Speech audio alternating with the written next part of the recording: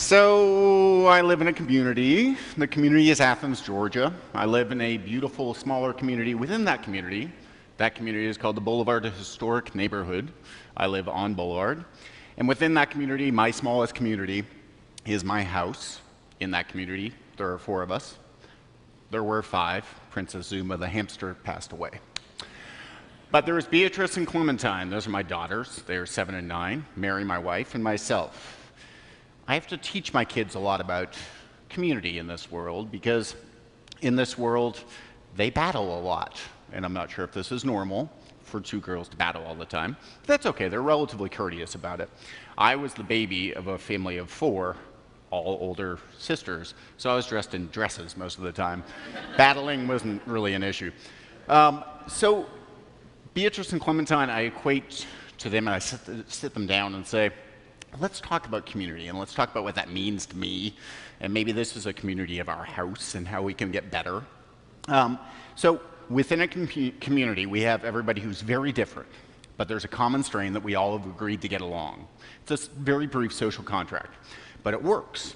And so this tacit support fulfills the social contract that we have between each other. They nod and don't pay attention and continue fighting. Such is my world. So, but this idea is kind of like my house is Cyprus, and I'm the Canadian peacekeeper between the Turks and the Greeks, my daughters. I feel good because the Canadians were in Cyprus for a very long time. So that pretty much is my house. So I am a Canadian. I'm an interloper in the South. I've been here a very long time. But my idea and my French background in Canada and my living between Ottawa and Montreal, between 2 beautiful mountain ranges of the Gatineau Mountains and Laurentian Mountains, and the bounty of food that exists there has given me a really firm foundation for a really great understanding of an interloper of Southern food. And Southern food is so important to the community of the South. It's such a tome of history, where other regions have virtually have single sort of identifiable dishes to create their cuisine around. We have tomes.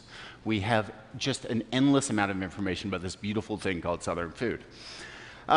So in these things, we have that kinship or purveying, because when I grew up as a cook in Canada, we had beautiful local sugar shacks and artisan meats and wonderful local cheeses in the Gatineau Mountains and wonderful, albeit a very short growing season, a very wonderful growing season.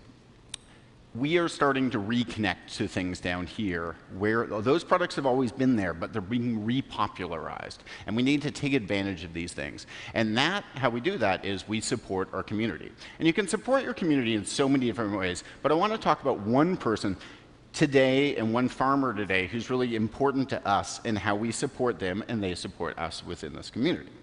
So I'm going to go to this first slide and just talk a little bit more about Southern food. And so this is not what I eat every day, but I wish I could because it seems so relaxing. But this world of hospitality doesn't allow us such time. So this is a dinner we did in Athens, Georgia, in the woods, basically, at a potter named R. Wood's house at the time. And it was a wonderful spread. It was for my cookbook. And it is a celebration of the agrarian bounty of the South in this time of year. And it was summer, it was very hot, it was very beautiful. So what do I believe in this table? Well, I believe in the sort of the mosaic of the community of all these different styles of people, of all these different styles of food. And I believe in everyday learning about all these things that I love every day, because the more informed we are, the more we can act on them and aid our neighbor. And I believe this is a very key one for this idea and the person we're about to meet. I believe in not taking shortcuts. And I believe in a little inconvenience goes a really long way in life, in living a life that we want to be special.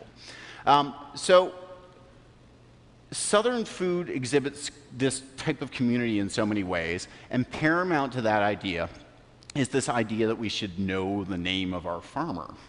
Such a foreign idea in the last 30 years as food has become such an anonymous thing. It comes in a package, we open it, we eat it, we consume it.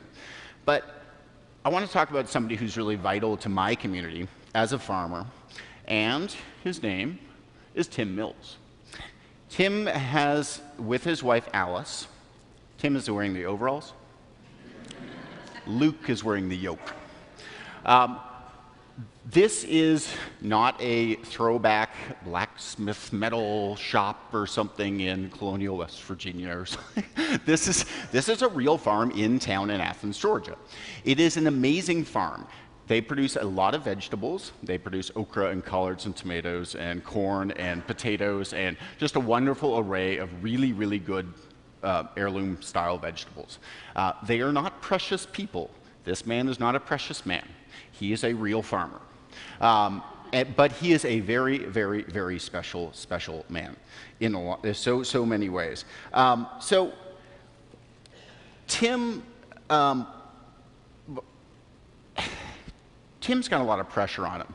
So we're walking around the fields one day. It's 2 fields. It's not a very big farm. A reminder, this is in Athens, Georgia. This is not, far away. This is a mile and a half from my house. So we're walking around, and I'm talking to Tim, and we're talking about organics. And Tim is not a very outspoken man. First of all, he's deaf, or not deaf, but Alice, his wonderful wife, has to accompany him, and the communication is kind of like this. Hugh's asking you a question, Tim! So it's a new style of communicating, and it's interesting, and it's kind of shocking at first, but you get used to it. So Tim's going to explain about organics. Well, he's completely organic. Well, he's not certified because the hoops that he has to jump through are like arduous and stupid and expensive. And the problem with it is that organics has become this co-opted term. Anybody can use it, and the USDA, so it's a very confusing idea. And for the small guy, it's almost impossible for them to really get certified these days on this type of scale and be financially and economically viable for them to do this. So Tim, this whole while we're walking around, he's a really neat guy. We'll get to more of his neatness soon, but he's whittling away at something. He's got this little thing, and he's got this sort of nervous tick, and he's wandering around, and whittling as we go. I'm not afraid for his safety. He's been around knives all his life. So he sells to the restaurants. He sells at the Athens Farmers Market twice a week. And Tim, could you pack up your vegetables and sell them elsewhere? I don't know how to do that. I don't know how to do that for Tim means I don't want to do that. I have no interest in doing that. To further clarify, he explains that if you pick like that, you pick fruit that's not ready. You pick food that's not ready to eat. Why would I want to do that? Why do we have to go back to a man like this for all the logic of our ecosystem? I mean, I want to, but it's just, yeah, okay, that's Tim, that's really logical. Okay, so this is a pimento cheese sandwich. It is much what you wrote. I brought very simple food today, and that's what you're about to have. It's not going to be toasted, but it'll be really good. Okay, let's talk about the pimento cheese sandwich and food worth for a little while. So Tim, a new place opens up in Athens, specialized in local food. It's called Farm to Table. That's not its actual name, but whatever. But it's a term I don't like, just so you know.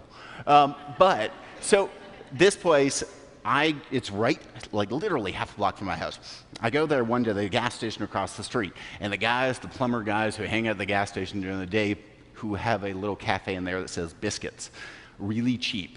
And they're okay, they're salt bombs. So the plumber guys are like, well, have you had that $6 sandwich across the street? It's a pimento cheese sandwich that's $6 across the street. And they're kind of angry, and they don't really understand why that sandwich would be $6.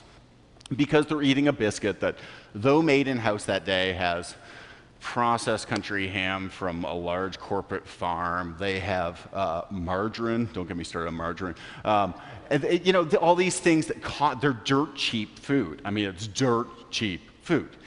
Those foods have nothing identifiable with a human anymore that made them. Well, the food across the street, the other little place where the pimento cheese sandwich does, they buy all their stuff from Tim. They buy a lot of vegetables. They buy the cheese locally. They buy the bread locally. All these things mean this giving back to community is a much more expensive process The corporates have learned how to whittle that out of the equation. They don't have to pay for our communities anymore. We've noticed that. So, but this type of system, this pimento cheese sandwich that Tim and I are talking about, and Tim doesn't make a lot of money, but you know where Tim sides on this? He's all for that $6 pimento cheese sandwich. Why? Because they're his customers, and he's developed a relationship with them. And that's what we all need to do all the time. Okay, cooler than anything is Luke, because Luke is a 1,200-pound mule, and if you go up to a 1,200-pound mule and tell him he's not cool, he's probably going to stomp you.